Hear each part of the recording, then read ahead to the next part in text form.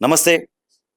నిన్న జరిగిన పార్లమెంటరీ సమావేశాల్లో బీజేపీ ఎంపీ తేజస్విని సూర్య తెలంగాణ రాష్ట్ర ఏర్పాటుని పాకిస్తాన్తో పోల్చడం జరిగింది. ఇదే ఇష్యూ గురించి మనతో పాటు మాట్లాడడానికి తెలంగాణ ఆర్యవైశ్య కార్పొరేషన్ చైర్మన్ కల్వ సుజాత గారు ఉన్నారు. మనతో పాటు మాట్లాడే ప్రయత్నం చేద్దాం. అక్క నమస్తే.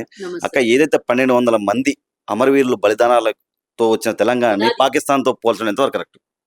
50 ఏండ్ల సుదీర్ఘ పోరాటం తర్వాత ఏర్పడినటువంటి తెలంగాణ ఇది. ఏదో ఎవడో ఆలస్సుగా తెచ్చిచ్చినటువంటిది కాదు. తీసుకొని పోయి బిల్లు బుక్ పేపర్ బైండింగ్ చేసి ఆడ పెడితే సంతకం పెడితే వచ్చినటువంటిది కాదు. నువ్వు అంటున్నావు 1200 మంది, నేను అంటున్నా అంతకు మించి. తొలి దశలో మలి దశలో కలిపితే 1700 మంది ఆత్మ బలిదానం చేసుకుంటే వచ్చినటువంటి తెలంగాణ ఇది. ఆత్మ గౌరవంతో తెచ్చుకున్నటువంటి తెలంగాణ, పోరాటం చేసి తెచ్చుకున్నటువంటి తెలంగాణ. ఎవడో మాకు పుణ్యానికి నీలాంటోడు గొట్టంగాళ్ళు ఇచ్చిన తెలంగాణ కాదు, కొట్లాడితే వచ్చిన తెలంగాణ. కాంగ్రెస్ పార్టీ త్యాగం చేస్తే వచ్చినటువంటి తెలంగాణ. 2 రాష్ట్రాలలో అధికారం కోల్పోతే వచ్చినటువంటి తెలంగాణ.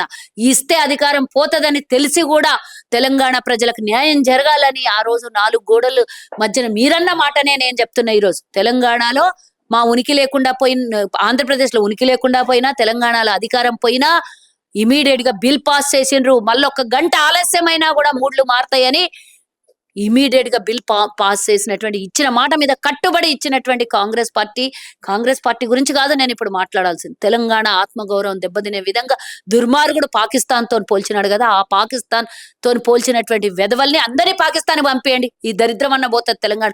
ఊరికే పొద్దుముక్కుల పొద్దుందాకా పాకిస్తాను తుర్కోలు అనే మాటలు మాట్లాడకపోతే వాళ్ళ బతకరు, వాళ్ళ బతికే నడవదు, వాళ్ళ పార్టీ ఉనికే కోల్పోతుంది. కాబట్టి ఈ దరిద్రులకు అంత ఇష్టమైన పాకిస్తాన్కే పంపిద్దాం.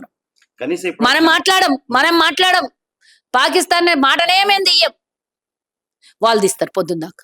కనీసం ఇప్పటి వరకు క్షమాపణ కూడా చెప్పలేదు అక్క. మరి ఎవరైతే కిషన్ రెడ్డి గారు కేంద్ర మినిస్టర్ ఉండో ఆయన మాత్రం క్షమాపణ చెప్పిన చౌల మనం పెద్దలు ఏదైనా చెప్పాలంటే, రహస్యం చెప్పాలంటే చౌ దగ్గరికి వచ్చి రహస్యం చెప్తారు చూడు. ఈయనకు చౌలు ఏమన్నా రహస్యం చెప్పినట్టున్నాడు. నీకు రహస్యం చెప్తే నువ్వు చెప్పు బహిరంగంగా వచ్చి క్షమాపణ. నువ్వు వాడు ఇద్దరు నిలబడి క్షమాపణ చెప్పండి. ఆడు గొట్టంగాడు గింతలేడు, ఆడు మా తెలంగాణ వాడు. నువ్వు పుట్టక ముందు నుంచి నా తెలంగాణ పోరాటం జరిగింది ఇక్కడ. మీ నాయన తరాల నుంచి జరిగిండొచ్చు ఈ పోరాటం. నువ్వు బుట్టి గింత పిల్ల బచ్చగానివి, నువ్వు తెలంగాణ అసలు నీకేం మాయరోగం రా మా తెలంగాణ గురించి మాట్లాడడానికి? నువ్వేడు అసలు మా తెలంగాణ గురించి నీకేం సంబంధం? తెలంగాణ పోరాటం, తెలంగాణ ప్రత్యేక తెలంగాణ గురించి నీకేం సంబంధం? నువ్వు ఆంధ్రోడిగావు, తెలంగాణోడిగావు. పోనీ కేంద్రంలో ఒక మంత్రివి కాదు. ఆఫ్టర్ ఆల్ దొంగ ఓట్లు వేసుకొని గెలిచిన ఒక ఎంపీవి. నువ్వేడిరా మా గురించి మాట్లాడడానికి? కాబట్టి పదే చెప్తున్నాము, అందరూ బీజేపీ వాళ్ళు క్షమాపణ చెప్పాలి. ఇది నిన్న ఏదైతే పార్లమెంట్ లో మాట్లాడినో అది రికార్డుల నుంచి తొలగించాలని స్పీకర్ గారికి మేము డిమాండ్ చేస్తున్నాం. వాడిని బహిరంగంగా క్షమాపణ చెప్పాలని చెప్తున్నాం. చెప్పకపోతే తర్వాత వచ్చే పరిణామాలను ఎదుర్కోవాల్సి వస్తుంది. ఇది డీలిమిటేషన్ ని దారి తప్పియడం కోసమే, డైవర్షన్ చేయడం కోసమే తీసుకున్నటువంటి ఇది ప్రీ ప్లాన్డ్ వర్డ్స్ ఇవి. లేకపోతే వాడికి ఏం పని ఇది మాట్లాడడానికి? ఎందుకంటే రేవంత్ రెడ్డి గారు అడుగుతున్నారు, అందరిని ఏకం చేస్తున్నారు కాబట్టి తెలంగాణ మీద మాట్లాడితే రేపు ఈ డీలిమిటేషన్ మీద టాపిక్ డైవర్షన్ అయిపోతుంది. నువ్వు ఏ టాపిక్ డైవర్షన్ చేసినా ఒక్కటే వర్షన్. మహిళా బిల్లుకి మేము వ్యతిరేకులం కాము, డీలిమిటేషన్ కి వ్యతిరేకులము, మా సదరన్ రాష్ట్రాలకు జరుగుతున్న అన్యాయం మీదనే మా పోరాటం. నువ్వు తెచ్చుకుంటావేమో, నీకు రేపు పొద్దున ఆధిపత్యం ఉన్నదని ఎన్నో బిల్లులు పాస్ చేసుకున్నావు. దొంగదారిన నువ్వు పాస్ చేసిన బిల్లులన్నీ ఎట్ట పాస్ చేసిండ్రా? మీరు తెలంగాణ బిల్లుల గురించి మాట్లాడుతున్నారు. మీరు చేసిన మోసాలు ఏంటివి?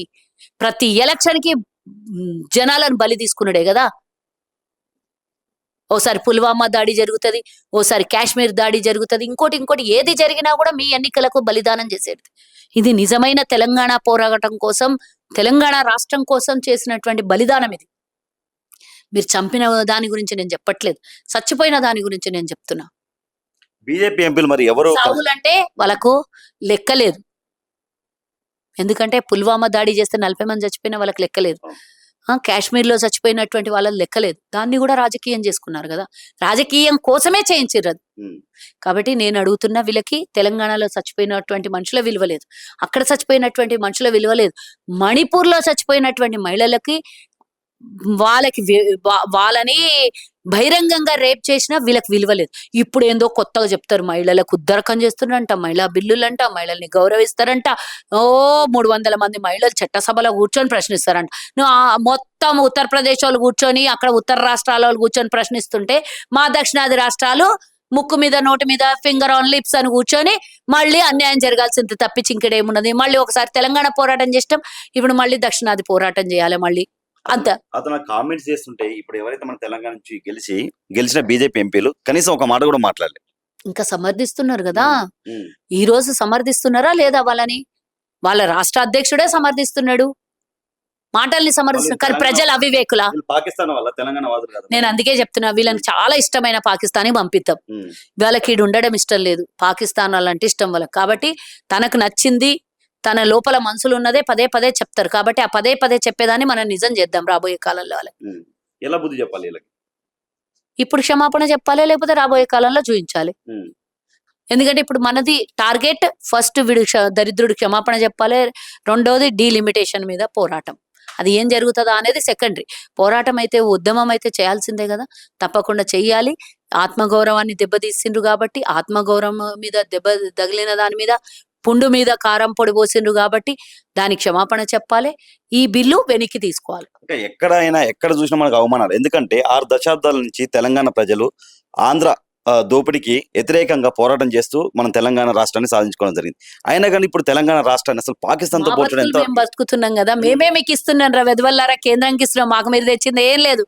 మేము సంపాదించిన దాంట్లలో మా ప్రజలు కట్టిన ట్యాక్సులలో మీకు 60 పైసలు అదనంగా మేము దానం చేస్తున్నాం. మీకు మాయి తీసుకొని పోయి ఎక్కడో పెడుతున్నారు మీ పైసలు. మీరు మాకు చేసింది ఏంది? మా తెలంగాణకు ప్రత్యేకంగా ఏదైనా కల్పించిర్రా?